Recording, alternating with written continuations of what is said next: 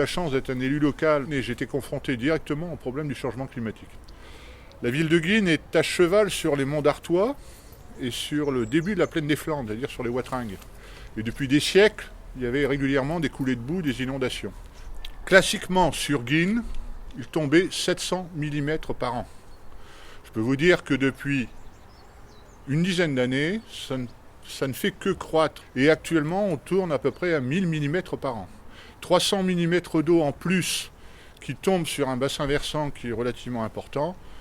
Il y a des conséquences, il y a des inondations, il y a un problème de gestion des eaux. Les épisodes majeurs qui se sont produits s'accélèrent. On se rend compte qu'ils sont de plus en plus fréquents et de plus en plus violents. Le dernier en date, c'était en 2006, où on a eu effectivement plus de 200 mm de pluie, c'est-à-dire un quart de l'année en 24 heures. Donc ça implique quelque part un principe de précaution, de ne pas urbaniser des secteurs qui sont potentiellement vulnérables. Et ça implique aussi une certaine mesure, une certaine rationalité dans la façon d'aménager. Ne pas imaginer qu'on peut s'affranchir des contingences naturelles et faire ce qu'on veut où on veut.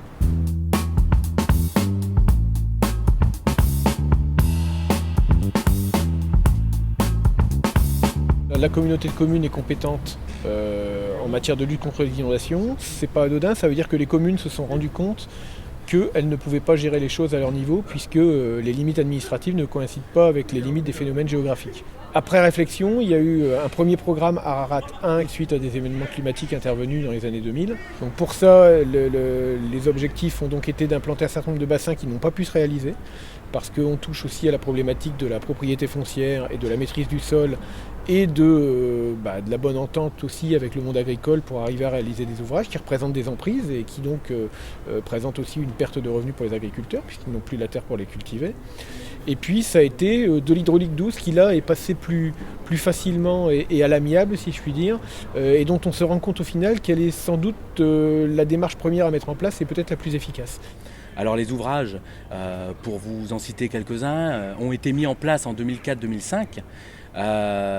Des haies, à peu près plus de 10 km de haies, plus d'1 hectare de bandes enherbées, des pâtures de rétention, des zones enherbées qui ont été préservées, à peu près 5 hectares, et puis des fascines. Donc ce sont des ouvrages donc légers, on pourrait croire qu'ils n'ont aucun impact, mais bien au contraire. C'est-à-dire que le monde agricole a vu les conditions d'exploitation, etc. améliorées. Clairement, depuis, je pense, 1996-97, finalement, j'ai constaté assez rapidement des coulées de boue relativement importantes. De la terre qui venait, je devais le constater, ça venait de mes champs. Donc je décidais de changer complètement finalement ma méthode de travail pour justement conserver ce capital qu'est ce sol. Le projet Ararat, il m'a été présenté par les élus locaux de l'époque et finalement j'ai adhéré forcément tout de suite, parce que c'était pour moi aussi un moyen d'éviter aussi la fuite de mon sol quelque part. Ça pouvait limiter donc l'érosion de mes sols.